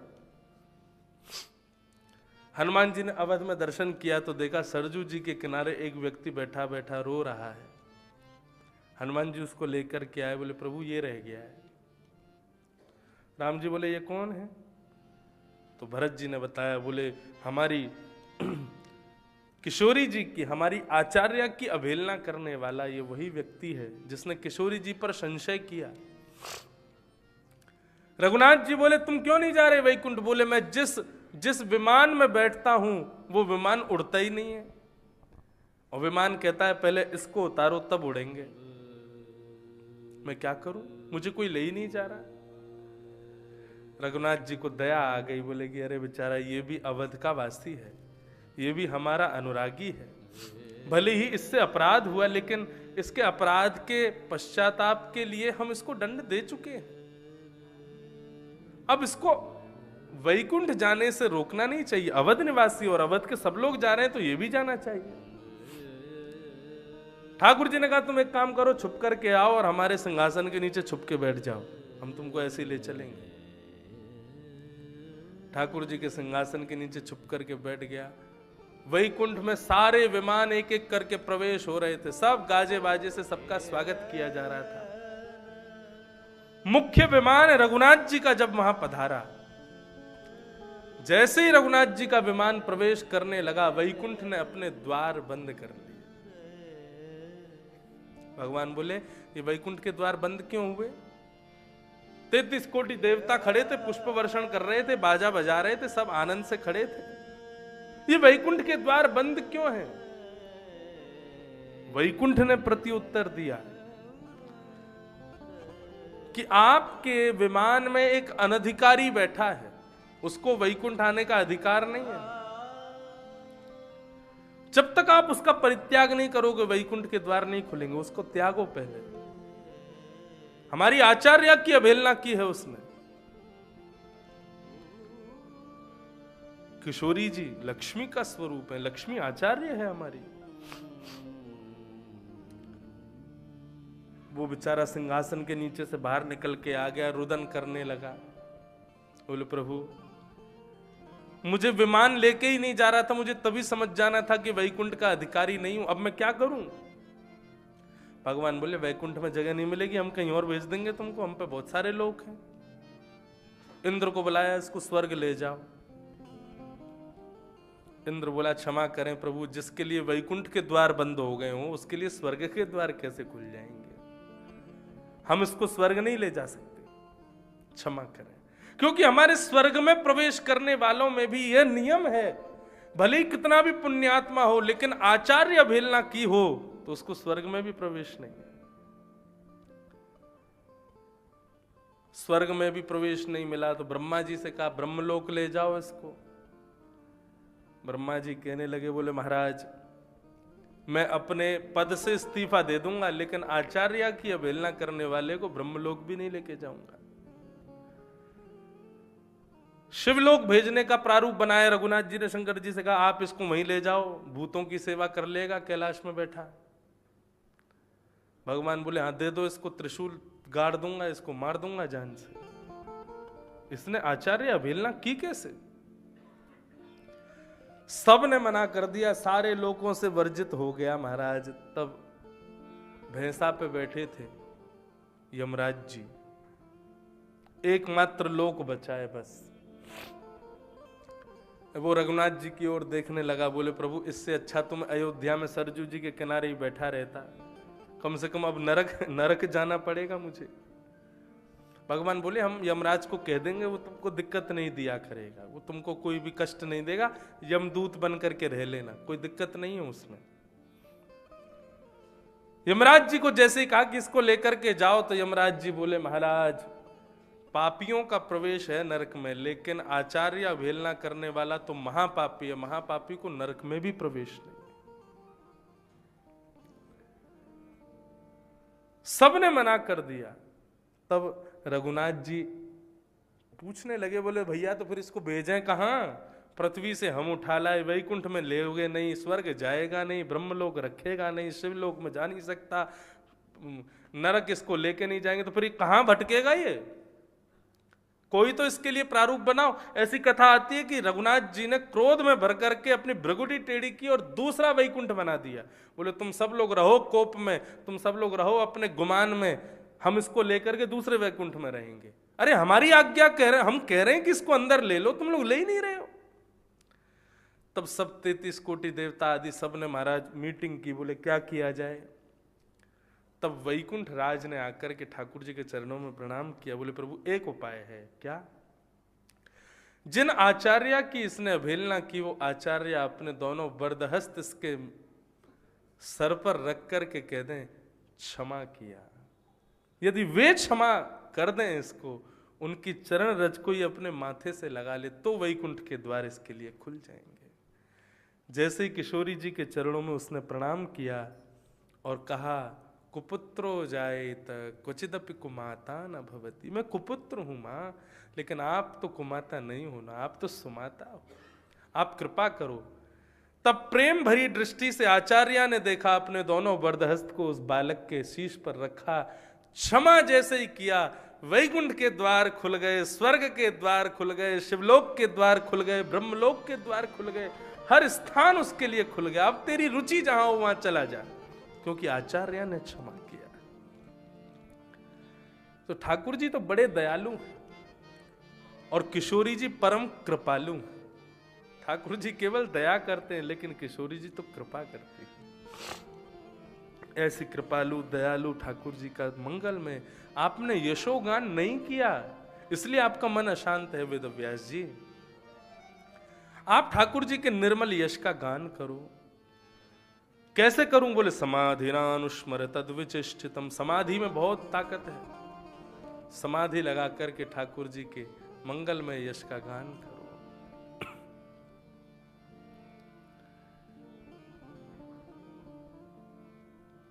कहा प्रकाश सोम सूरज को, जो मेरे गोकुल चंद को,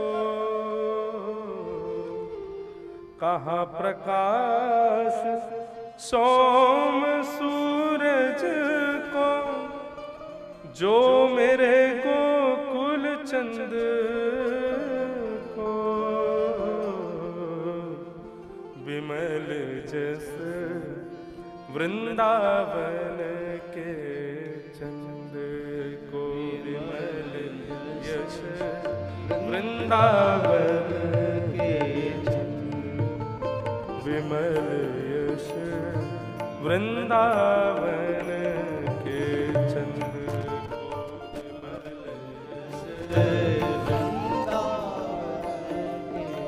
नारद जी महाराज कह रहे हैं, बोले प्रभु आपने ठाकुर जी का खूब सुंदर चरित्र गान किया है, आपने महाभारत में एक श्रेष्ठ ज्ञानी के रूप में कृष्ण को बताया, आपने अन्य अन्य पुराणों में खूब सुंदर भाव रखे हैं, लेकिन ठाकुर जी का विमल यश निर्मल यश ये कहां लिखा आपने?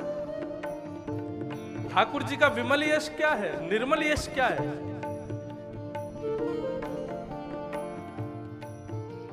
वत्सान मुंचन क्वचित समय क्रोश संजात हास, ये कहां लिखा आपने कि ठाकुर जी जिस घर से माखन नहीं मिलता तो उस घर में गैया तो होने से पहले बछड़ा खोल के भाग जाते हैं, वो परब्रह्म यहां ब्रजमंडल में ऐसी ऐसी लीला कर रहे हैं। छचिया भरी छाछ पे नाच नचायो, गोपियां कहती हैं लाला माखन खाएगा? बोले हाँ खाऊंगा। बोले पहले ठुमुक ठुमुक करके नृत्य करके देखा, तो ठाकुर जी नन्हे से माखन के लिए ठाकुर जी ठुमुक ठुमुक करके नृत्य करते हैं। गोपियां कहती हैं लाला माखन खाएगा? बोले हाँ खाऊंगा। बोले पहले बंदर की तरह करके देखा, बंदर कैसे करे? तो नन्हे से बाल कृष्ण बंदर की आकृति बना लेते हैं और बंदर की तरह लीला करते हैं। ये यश आपने कहां लिखा वेदव्यास जी? ब्रज गोपियों के ब्रज गोपों की रक्षा के लिए अपनी इकन्नी उंगली पर गिरिराज पर्वत धारण किया, ये यश कहां लिखा आपने? कालिया नाग से बचाया, दावाग्नि का पान किया, इस प्रकार की मधुर मधुर लीलाओं का वर्णन आपने कहां किया है? शोभित कर नवनीत लिए घुटरुन चलत रेणु तन मंडित गो रोचन तिलक किए, ये यश आपने कहां लिखा है प्रभु? ठाकुर जी की ब्रज लीला, ठाकुर जी की प्रेम लीला, ठाकुर जी की भाव लीला, इनका जब तक वर्णन नहीं करोगे मन अशांति रहेगा आपका, उसका वर्णन करो। विमल यश वृंदावन के चंद को, विमल यश वृंदावन उड़ीसा के एक गांव में ब्रज यात्रा का भाव उत्पन्न हुआ। बहुत ध्यान से सुनिएगा। सब लोग, गांव के लोग वृंदावन आने लगे। केवल पुरुष लोग आ रहे थे, क्योंकि प्राचीन काल में इतनी व्यवस्थाएं सुविधाएं नहीं थी। तो बैलगाड़ियों में बैठ बैठ करके सब लोग रुकते 1-1.5 महीना में वृंदावन पहुंचे। पूरे ब्रज का भ्रमण करते करते वृंदावन में एक ठाकुर जी का, गोपाल जी का एक मंदिर था। उस मंदिर में वो यात्रा रुकी, 20-25 लोग थे। उस मंदिर के प्रांगण में सब बैठे थे, तो एक उनमें वयोवृद्ध था। उस वयोवृद्ध की एक युवा बालक बड़ी सेवा करता था, उसको उठा करके ले जाना, उसके लिए भोजन ले आना, उसको सब व्यवस्थित करना। तो वो उस बालक से बड़े प्रसन्न हुए। आज यात्रा पूर्ण हो रही थी, तो फिर उस वयोवृद्ध ने कहा कि भैया तुमने हमारी बहुत सेवा करी, हम तुमको कुछ देना चाहते हैं। क्या देना चाहते हो? बोले वापस अपने गांव चलेंगे ना, तो हम अपनी नातनी का ब्याह तुमसे करा देंगे। तुम जैसा सुयोग वर हमारी नातनी को कहीं नहीं मिलेगा। वो भी प्रसन्न हो गया, चलो हमारा ब्याह हो जाएगा, इससे बढ़िया और क्या है। लौट करके वापस आए। महीने भर में वापस पहुंचे तो महाराज, एक दिन वो व्यक्ति पहुंच गया उन वयोवृद्ध के यहाँ। बोले महाराज आपने कहा था अपनी नातनी का ब्याह हमसे करोगे, करवा दो, हम अपने परिवार को ले आए हैं। अब परिवार के स्वरूप देख करके, परिवार के बड़े बुजुर्गों की ऐसी स्थिति देख करके उसने सोचा, अरे भाई ये लोग तो हमारे सम नहीं है, इनके यहाँ तो ज्यादा धनवान तो दिखते नहीं है, हमारी बेटी दुखी रहेगी। और इस भावना के कारण उन्होंने कहा तुम कौन सी बात कर रहे हो? बोले आपने वृंदावन में मुझे वचन दिया था कि आप अपनी नातनी का ब्याह मुझसे करोगे, अब कर दीजिए। वयोवृद्ध ने कहा हमने तो ऐसी कोई बात कही नहीं। हमने कहा कोई प्रमाण है तुम्हारे पास? पंच बुलाए गए महाराज। पंचों के बीच में बात उत्पन्न हुई। उस युवा ने कहा कि इन्होंने मुझसे कहा था कि कि तुमने मेरी बहुत सेवा की है, तो हम अपनी नातनी का ब्याह तुमसे करेंगे। अब मैं कह रहा हूं कि ब्याह करा दो, तो ये मना कर रहे हैं कि मैंने तो ऐसा कुछ कहा नहीं।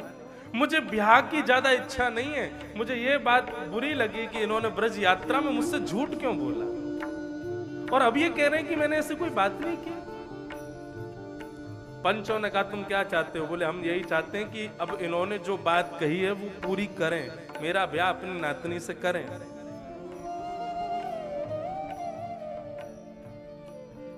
पंचों ने वयोवृद्ध से पूछा तुम्हारी क्या इच्छा है? बोले हमारी इच्छा ये है, ये एक प्रमाण ला करके दे दे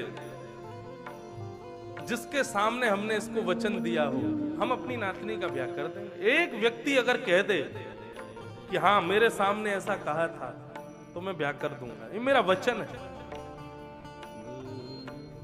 पंचों ने उससे कहा, बोले भैया तुम्हारे पास कोई प्रमाण है? किसी के सामने इन्होंने ये बात कही थी, तुमको कुछ पता है? उस व्यक्ति ने कहा हाँ मेरे पास प्रमाण है। बोले क्या प्रमाण है? बोले जिस मंदिर में बैठ करके इन्होंने मुझे वचन दिया था, वहां के गोपाल जी प्रमाण है, उनके सामने इन्होंने मुझसे कहा था कि अपनी नातनी का ब्याह मुझसे करेंगे। मैं उन गोपाल जी को लेकर के आऊंगा। गांव के लोग बोले अब गोपाल जी इसके कहने से आएंगे, ठीक है तू कर ले। भाई वृद्ध ने सोचा कि ये जाएगा वृंदावन गोपाल जी को लेने, तब तक मैं नातनी का ब्याह कर दूंगा अपनी का किसी और से। निकल पड़ा महाराज, पूर्ण विश्वास के साथ वृंदावन आया, गोपाल जी के मंदिर में पहुंचा और गोपाल जी से जाकर के कहने लगा, बोले प्रभु चलो मेरे साथ। आपने सुना है कि उन्होंने कहा था कि वे अपनी कन्या का ब्याह मुझसे करेंगे, अब आप ही जाकर के वहां पर कहिए कि हाँ आपने सुना है। दिन भर हो गया, रात भर हो गया, ठाकुर जी महाराज कुछ नहीं कहे, ना कुछ खा रहा है वो व्यक्ति, ना कुछ पी रहा है, बस बैठा बैठा रुदन कर रहा है। बोले आपको मेरा प्रमाण देना पड़ेगा कि आपके सामने उन्होंने कहा था। अर्धरात्रि का समय हुआ, ठाकुर जी बोले भाई इतना कह रहा है, इसकी बात सुनते हैं। भगवान प्रकट हो गए, बोलो क्या बात है?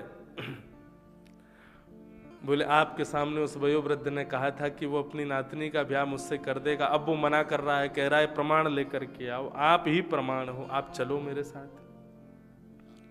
भगवान बोला हमको ले जाना हंसी खेल समझा है तुमने? हम ऐसे ही चले जाएंगे क्या उठ करके? यहां से कितना दूर है उड़ीसा? 1 महीने का समय लगेगा और हम 8 बार भोजन करते हैं। एक बार भी यदि चूक रह जाए तो फिर हम खाली रह जाता है पेट। श्रीनाथ जी में नाथद द्वार में 2 बार 56 भोग लगता है।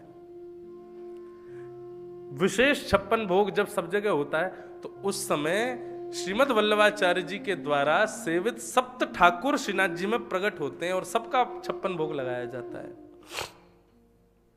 बहुत ध्यान से सुनिएगा। श्रीनाथ जी विराजते हैं, मदन मोहन जी विराजते हैं, नवनीत प्रिया जी विराजते हैं और जितने भी श्री वल्लभाचार्य जी महाराज के द्वारा सेवित सप्त ठाकुर सब पधारते हैं। सबके मध्य में 56 भोग लगता है। खूब नगाड़े बजते हैं, सहनाइयां बजती हैं ठाकुर जी का जब भोग लगता है तो। 56 भोग पूर्ण हुआ, सातों ठाकुर जी अपने अपने स्थान को प्रस्थान कर गए। गोसाई जी ठाकुर जी का श्रृंगार बढ़ा रहे थे, शयन की व्यवस्था कर रहे थे। ठाकुर जी का चेहरा लटका हुआ है। गोसाई जी बोले लाल जी क्या हुआ? 56 भोग में स्वाद नहीं आया आज? आपका चेहरा इतना शुष्क क्यों है, इतना मुरझाया हुआ क्यों है? ठाकुर बोले नहीं कुछ नहीं। बोले बताओ ना प्रभु। बोले हमको भूख लग रही है।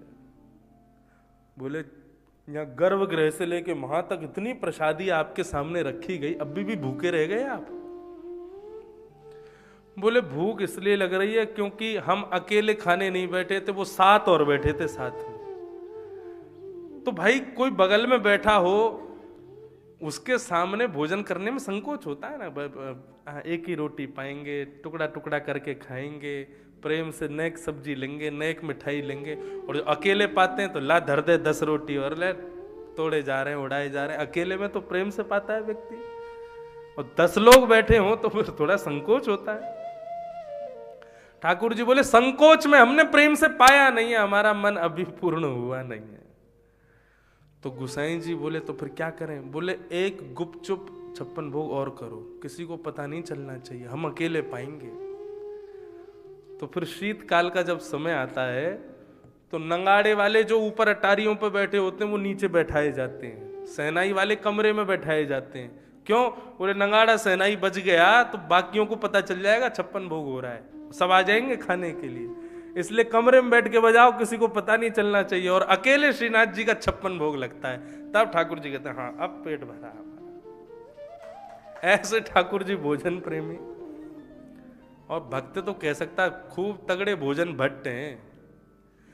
ये जो श्री जगन्नाथ जी 15 दिन के लिए बीमार होते हैं ना, उसके पीछे एक और कारण है। साल भर एक दिन भट्टी नहीं रुकती उनकी, और महाराज दाल चावल जी रहे हैं और ये ला बोला पूरे दिन पाते ही रहते हैं। और ऐसा वैज्ञानिक तथ्य भी है, औषधिकार भी कहते हैं, यदि बहु भोजन किया जाए तो पेट जो है गड़बड़ हो जाता है। इसलिए कभी कभी व्यक्ति बीमार हो जाता है तो भोजन की इच्छा प्रकट नहीं होती उसकी। क्यों? क्योंकि पेट में जो जठराग्नि है ना, वो अग्नि खाली पेट रहती है तो अंदर जो बीमारी उत्पन्न हुई है उसको वो अग्नि जलाती है, इसलिए भोजन की इच्छा नहीं होती।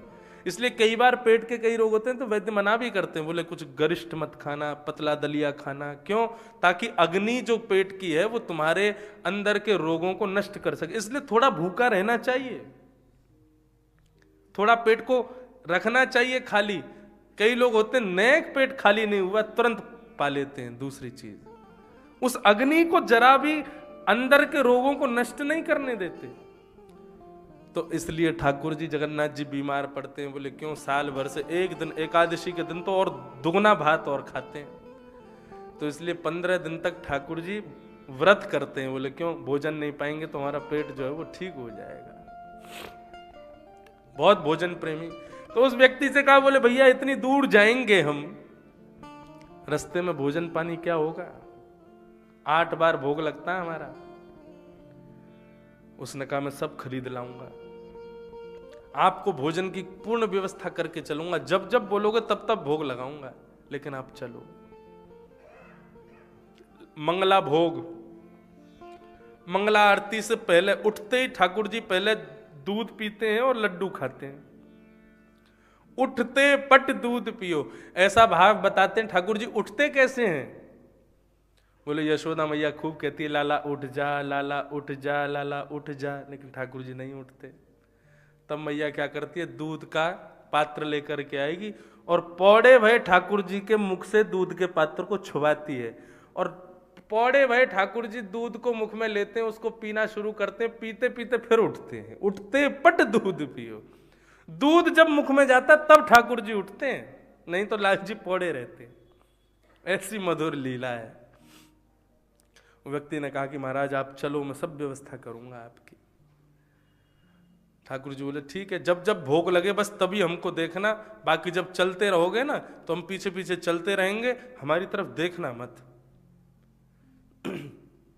वो बोला कि आप मेरे पीछे चल भी रहे हो कि नहीं मुझे कैसे पता चलेगा? भगवान बोले मेरे नूपुरों की छम छम आवाज आती रहेगी, इसलिए तुम पीछे मत देखना। बस हम नाचते गाते और त्रिभंग लली रूप धारण करते अपने सखा मंडली के संग, कभी गोपियों के संग रास विहार करते हुए चलेंगे, तुम देखोगे तो फिर अवरुद्ध हो जाएगा हमारा जो भी लीला होगी। उसने कहा ठीक है। अब आगे आगे वो चल रहा है, पीछे पीछे ठाकुर जी चल रहे हैं। कभी तो नूपुरों की तेज आवाज आती है तो उसको अनुभव होता है कि ठाकुर जी रासव विहार कर रहे हैं। कभी नूपुरों की मध्यम आवाज आती है तो पता चलता है कि ठाकुर जी कभी अपने ग्वाल बालों के संग चल रहे हैं लीला करते हुए। इस प्रकार जब भोग लगाने का समय होता तब ठाकुर जी के नूपुर बजने बंद हो जाते, तो वो समझ जाता कि अब ठाकुर जी रुक गए, मतलब अब भोग पाएंगे। तो पीछे देखता तो ठाकुर जी खड़े हो जाते, भोग पवाओ, भूख लगी है, तुरंत भोग सिद्ध करके देता। जैसे ही महाराज उड़ीसा क्षेत्र में पहुंचे तो एक नदी के किनारे या समुद्र के किनारे चलने लगे, तो रेत में पांव धस गए ठाकुर जी के, और रेत जो है वो नूपुरों में घुस गई। अब जैसे ही रेत नूपुरों में गई तो बजने बंद हो गए। उसने सुना नूपुरों की आवाज नहीं आ रही। अब ये भी तो भोग पवाया था, फिर भूख लगी आई इनको। उसने इस भाव से पीछे मुड़ करके देखा तो ठाकुर जी बोले गलती कर दी ना, तुमने पीछे क्यों देखा? बोले आपके नूपुरों की आवाज नहीं आ रही थी इसलिए देखा। ठाकुर जी बोले नूपुरों में भैया रेत घुस गई इसलिए आवाज नहीं आई, लेकिन अब तुमने अपना व्रत तोड़ दिया, अब हम इससे आगे नहीं जाएंगे, अब हम यहीं रुकेंगे। बोले प्रभु यहां से केवल 5 किलोमीटर मेरा गांव रह गया है, थोड़ा चले चलो ना, मेरे मेरे इतनी दूर आ गए तो नेकोर चले चलो। भगवान बोले भले आदमी, हम कोसों दूर से आ गए, तेरे गांव वाले यहां नहीं आ सकते?